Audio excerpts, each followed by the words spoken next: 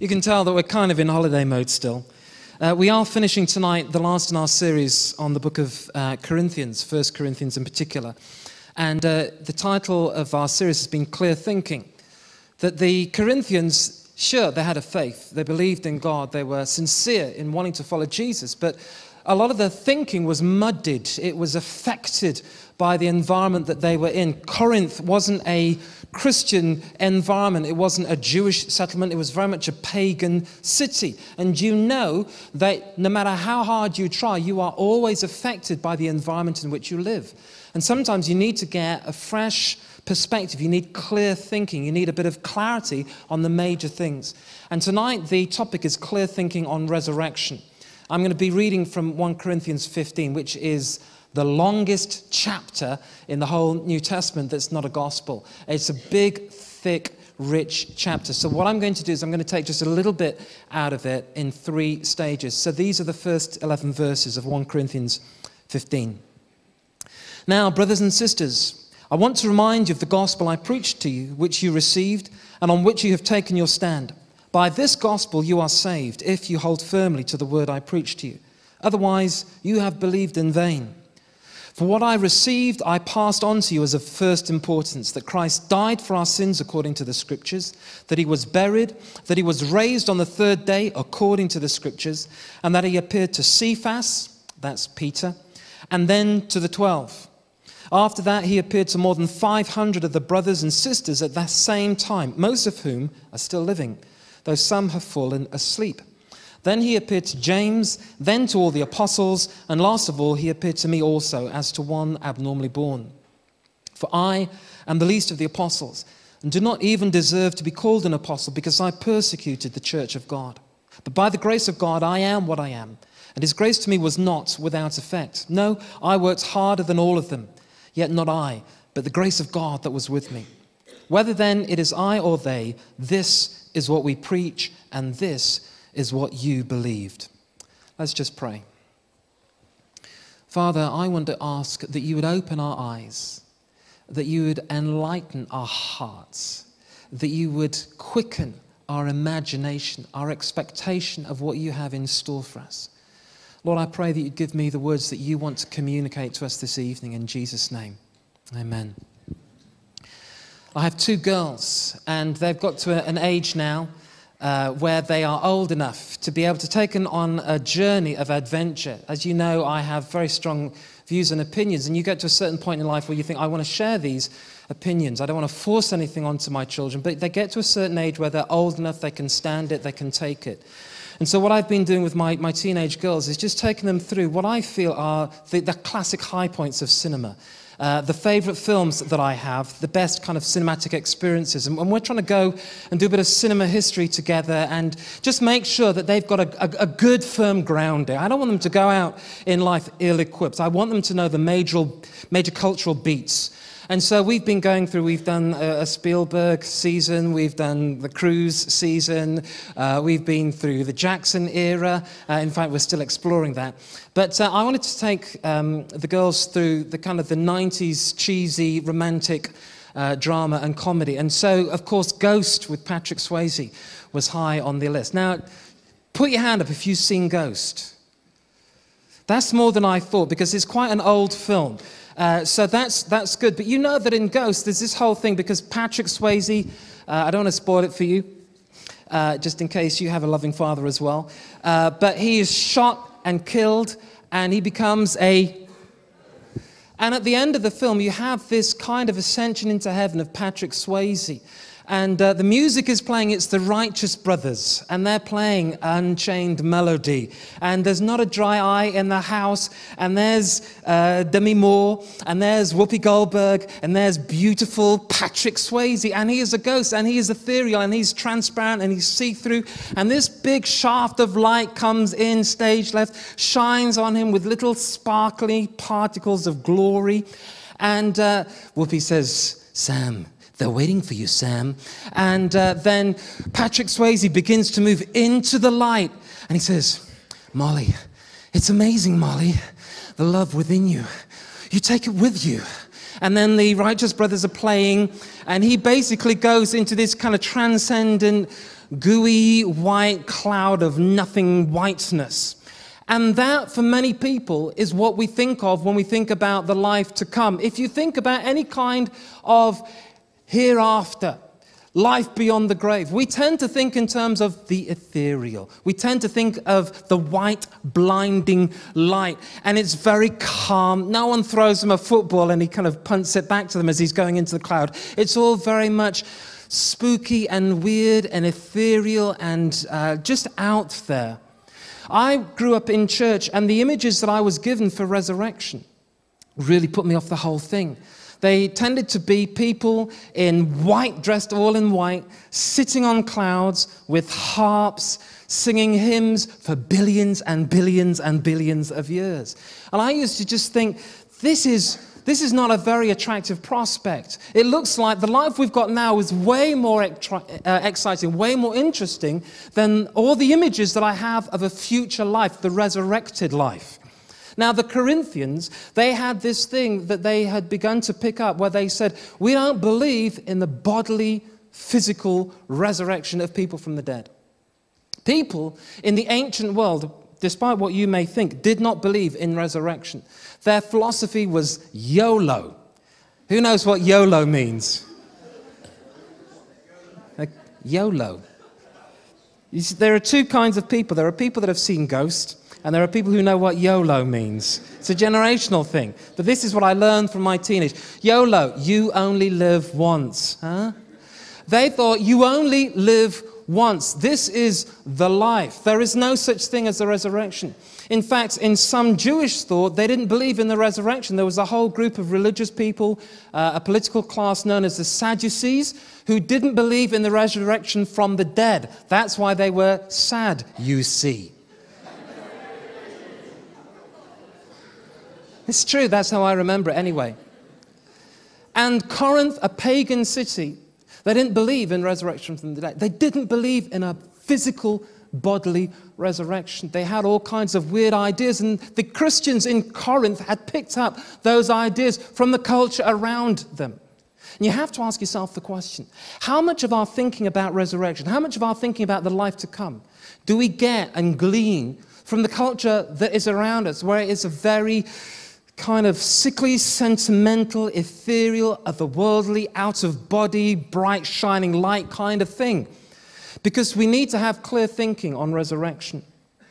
I want to suggest 3 areas that the Bible gives us hope for resurrection and addresses our thoughts around resurrection. The first one is the past. The resurrection is important to us because it's part of our past. When Paul speaks to the Corinthians about resurrection, the first thing he says is, listen, I want you to be reminded of what the gospel is. Do you know, the art of being a Christian is mostly about being reminded of stuff you already know, not necessarily learning new things. There are some Christians who think it's all about getting, more and more weird and unusual and obscure information, getting the whole picture. I'm not saying that's a bad thing. But actually, for most of us, it's about being reminded of the things that we already know and to live up to them. And so Paul says, I want you to be reminded of what the gospel is. Christ died, Christ was buried, and Christ rose from the dead. And then he goes and he gives a kind of historical catalogue. He says he rose from the dead and then he appeared to many. He says he appeared to Cephas, which is the Greek form of Peter. He appeared to 500 men and women. He said, most of these men and women are still alive today. You can talk to them. You can interview them. You can find out their eyewitness accounts. He physically appeared. He rose from the dead. And this is part of the Christian heritage that we are in line with. He says he appeared to James. Now, James was the brother of Jesus, who did not believe in Jesus while Jesus was having his regular earthly ministry. He was part of the kind of group of family members that thought that he'd lost his mind. You know, you grow up with your brother and then suddenly your brother says he's God. It was concerning for them. And yet, Jesus appeared to James, and James, seeing the resurrected Jesus Christ, then becomes the leader of the Jerusalem church. And then Paul says, he appeared to me finally as one abnormally born. Paul has said, do you want evidence for the resurrection? The most compelling evidence for the resurrection is eyewitness accounts. I used to persecute the church. You know the story of Paul, that he was a devout Pharisee. He used to carry out a campaign of terror against the church because he was convinced that they were in the wrong. It was only when the resurrected Jesus appeared to him that it changed everything. And he says, listen, this is our heritage. This is where we have come from. The whole of Christianity stands or falls on a historical event. Paul says, if Jesus has not been raised from the dead, then our preaching is futile. Our Christianity is futile. Christianity is not simply a set of moral teachings. Christianity is not just a lifestyle where you do a particular thing to try and appease a certain religious code. Christianity is based on a historical fact. If the resurrection didn't happen, the whole thing falls down. It's not just a nice way to live, it is a profound and utter lie. And so Paul says the resurrection is vital to our understanding of where we've come from, our basis, our foundation as believers. It's our past. And what happens when you encounter the power of God, you are experiencing, whether you realize it or not, the resurrected Jesus interacting with your life through his Holy Spirit. And you join in with this line, this heritage. You're part of that long list of believers right from Mary Magdalene at the foot of the tomb. It's our history. It's our past. But second, he says the resurrection is to do with our present. It's not something that we should think about in the future. The resurrection is uniquely concerned with our present. Let's read just a few more verses from 1 Corinthians. He says this, but if it is preached that Christ has been raised from the dead, how can some of you say that there is no resurrection of the dead? If there is no resurrection of the dead, then not even Christ has been raised. And if Christ has not been raised, our preaching is useless, and so is your faith. If I fought wild beasts in Ephesus with no more than human hopes, what have I gained? If the dead are not raised, let us eat and drink, for tomorrow we die. Do not be misled. Bad company corrupts good character. This is what Paul is talking about, saying that the Corinthians have been affected by the prevailing cultural views and opinions. Come back to your senses as you ought and stop sinning, for there are some who are ignorant of God. I say this to your shame.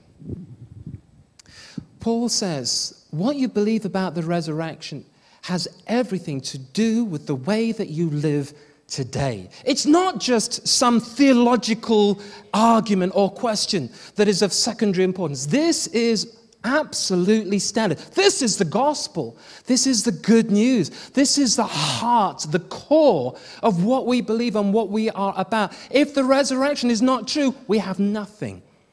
I don't know if you've ever heard it said that if Christianity wasn't true and if Jesus didn't really physically rise from the dead, it would still be a wonderful way to live.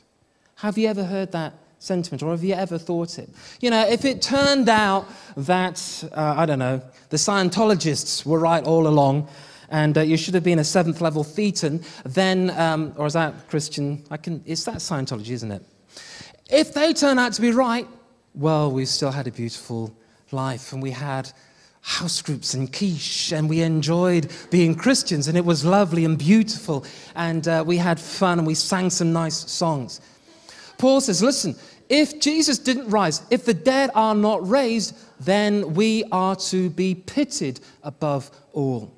Do you realize that to be a Christian means that you're putting your life on the line? For Paul and the other Christians in Corinth, to be a Christian was actually making yourself a marked man or a marked woman. Today, in the world, which religion do you think is the most persecuted religion on the planet?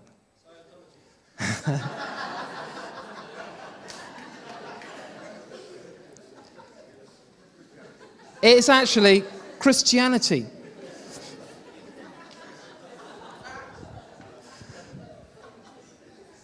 Christianity is the most persecuted religion. There's a think tank that's just released a report. It was in the Daily Telegraph just a few days ago.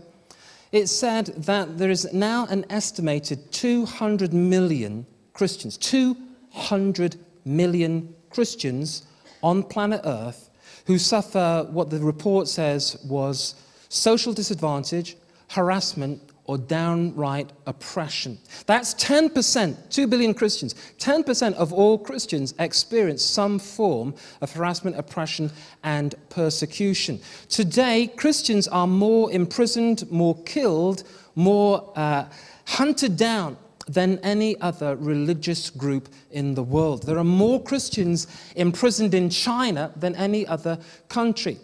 The top countries for persecution: Egypt, Iraq, India, Pakistan, Burma, China, Nigeria.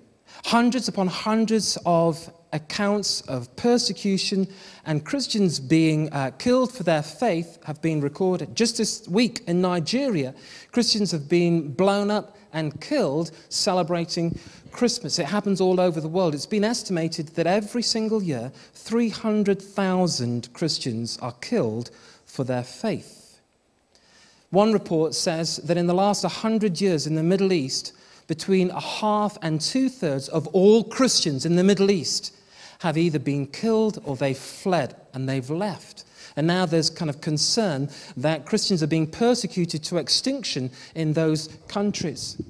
And for those Christians, for any Christian that is suffering because of their faith, Paul says, listen, the resurrection means that you can live today with a different hope. You can experience a different reality. But to be a Christian is actually to take up your cross, to deny yourself. He says, if the resurrection isn't true, then why did I face these dangers in Ephesus? If the resurrection isn't true, then why have we given ourselves? If you can't say that the resurrection, being true or being false, changes your life, then there's a question you have to ask. Am I living a true Christian life? Paul says to be a Christian, we have to be prepared to suffer. We have to be prepared to deny ourselves. Jesus says, if you want to follow me, you have to take up your cross.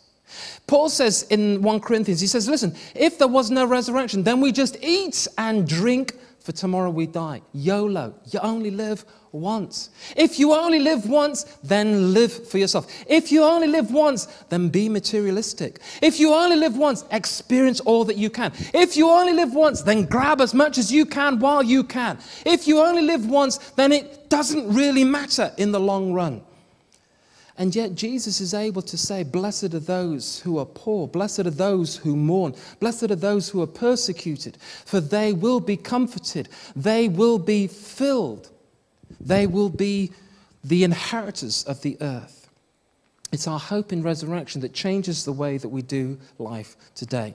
I can honestly say, if I didn't believe in the resurrection, I would live differently. Because I believe in the resurrection, because I believe that Jesus has been raised from the dead, and one day I will be raised from the dead.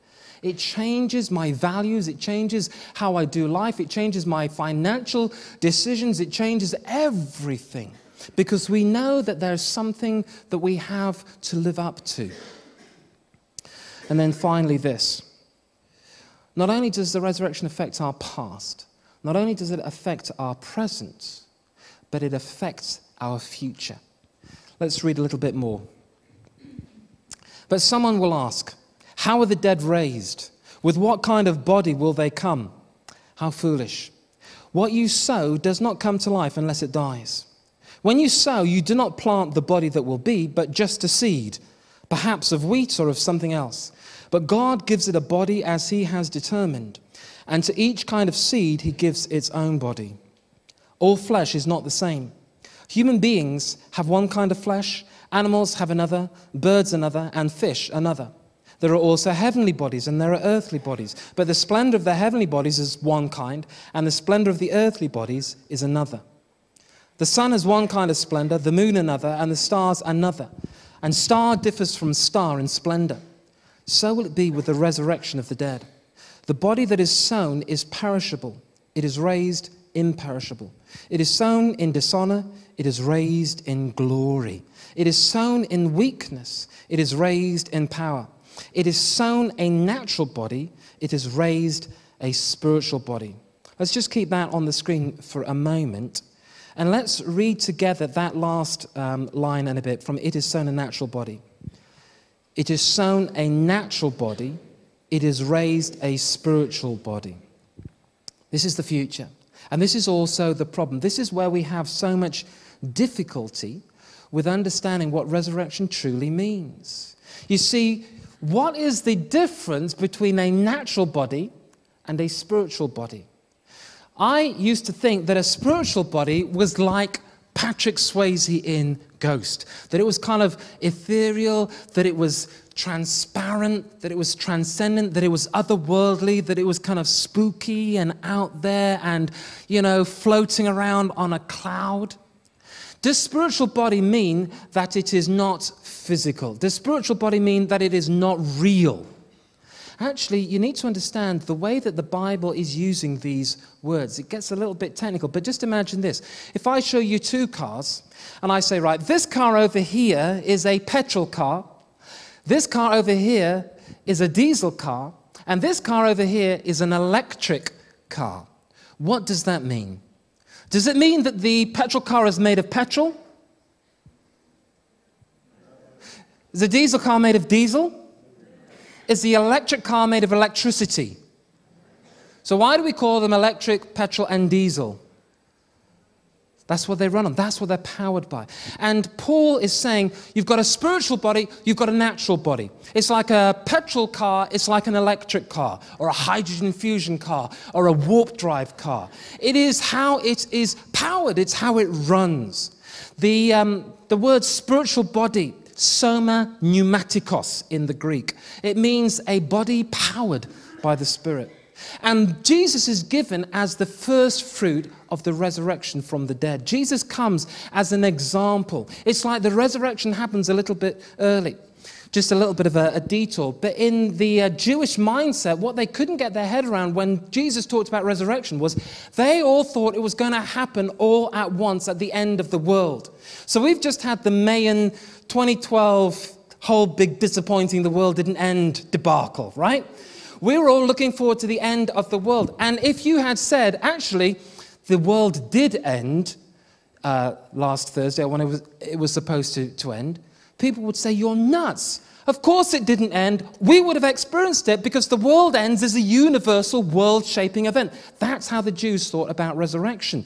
They didn't think the resurrection could happen in little chunks and little installments. They thought the resurrection would happen to everybody at the end of time all the same. And so when Jesus says to Martha at the tomb of her brother, he says, do you believe that I'm the resurrection? Do you believe that I can rise? She says, yes, I believe at the end of all time we'll be resurrected. But Jesus says, I am the resurrection. And actually the resurrection breaks into our present world immediately. It happens now. It's almost like we live in Christmas Eve. We've been given the present. It's under the tree. It's wrapped up. You can feel it. You can shake it. You can smell it. You can discern a little bit about it. You can see the dimensions of it. You can get an idea of it. But we haven't yet opened it. That happens. We're in a kind of now and not yet. But Jesus is resurrected, the first fruits. And when Jesus comes, he's able to eat. He's able to break bread. He's able to walk and talk and converse and make a fire and be with people, 500 people, to touch them, to bless them, to speak to them, to interact. His is not an ethereal, weird, wibbly-wobbly body. His body is real and solid. He's able to say to Thomas, listen, you can put your hands in this. But is it a natural body? No. It's a spiritual body, meaning it is powered by the Spirit. Right now we have bodies that are natural. They are powered by natural, or the flesh, as the King James Version says. The flesh, natural. That's what Paul uses when he wants to talk about that which can be corrupted, that which decays, that which is prone to sickness, that which is bound to entropy, that which will wear out, run out, give up. But he says one day this natural body of ours is going to be changed into a resurrection spiritual body. And the spiritual body is powered by God's Spirit. The Spirit of God. We will be made of God's stuff, powered by the Spirit of God. The Spirit of God which is incorruptible. The Spirit of God which does not decay, which does not degenerate, which does not get sick, which does not get old. This is our future promise. One day, the dead will be raised. And those of us that are still alive will be changed in an instant. We will have a spiritual body. And Paul is able to say, this is an amazing hope. This is something to look forward to. This changes everything. This means that I want to serve God with the time that I have now in this reality, because one day I'll be able to sunbathe in a supernova. I'll be able to taste dark matter. I'll be able to straddle worlds. I'll be able to holiday in different dimensions. I'll be able to do things which are so incredible. He says it's like a seed which is sown in the ground. And that tiny thing, it looks like just a little speck or a nut. You put it in the ground and it dies. And then it's resurrected. And suddenly it's a grain of wheat, or it's an orchid, or it's a oak tree, or it is, you have no idea what it's going to turn into just from that seed. It is so much bigger, so much greater, and yet it is still a real thing. In other words, the resurrection hope for us is not that we go off into some boring spiritual retirement home with a lot of singing and clouds and light, all having to wear white, and no one looks good wearing all white. But it is the reality that we go from this world, which is stunning, superb, amazing, beautiful, breathtaking, awe-inspiring, pump your heart faster, make your eyes glad. We go into something 3 zillion times more wonderful, more glorious, and we are more whole, more who we are. Heaven only knows, eyes not seen, ears not heard what God has prepared for us. And therefore, we can take up our cross right now. Therefore, we can deny ourselves right now. Therefore, we are compelled to invite as many as we can to come and join in God's kingdom. Therefore, we proclaim good news. Why? Because death, the ultimate enemy, is destroyed. No more sickness, no more dying, no more hurt, no more injustice, no more pain, no more oppression, no more brokenness, no more cancer, no more MS, no more heartache, no more deceit, no more lying, no more dying, no more crying. A new reality, life as it is supposed to be, a resurrection reality. And now we join Jesus, who is the firstborn from among the dead, who came and led the way, defeated death. We get to experience the resurrection. It's a future hope. I want us to take a little time just to pray. And I don't know about you, but I really need to be reminded of this stuff. I need to get my eyes on this stuff. Otherwise, I just eat and drink. And I have the same perspective as everyone around me. But when you get a hold of the good news of the resurrection, that it's part of our past inheritance, our heritage, then it affects the way that you live today.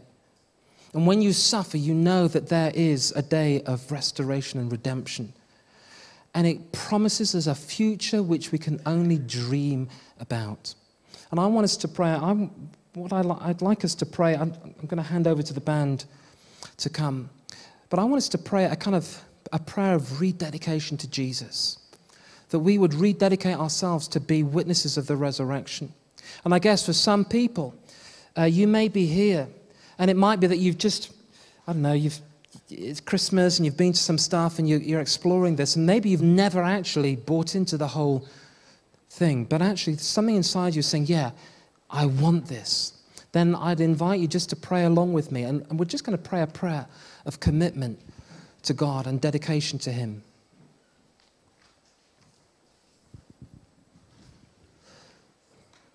Let's pray.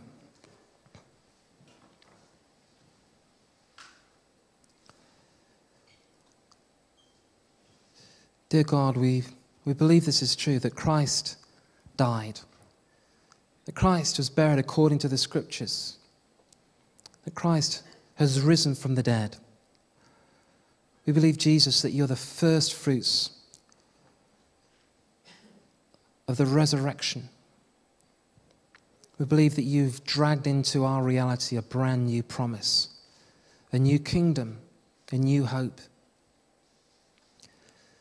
And today we want to give ourselves to you once more. Dear God, would you help the good news to be good news for us? That one day we will have spiritually powered bodies, bodies powered by your Holy Spirit. That we will know you and we will see you face to face and we will be like you. Father, we pray that the reality of the resurrection would permeate every day of our lives, every decision we make, our worldview. And we say, come, Lord Jesus, come. Amen.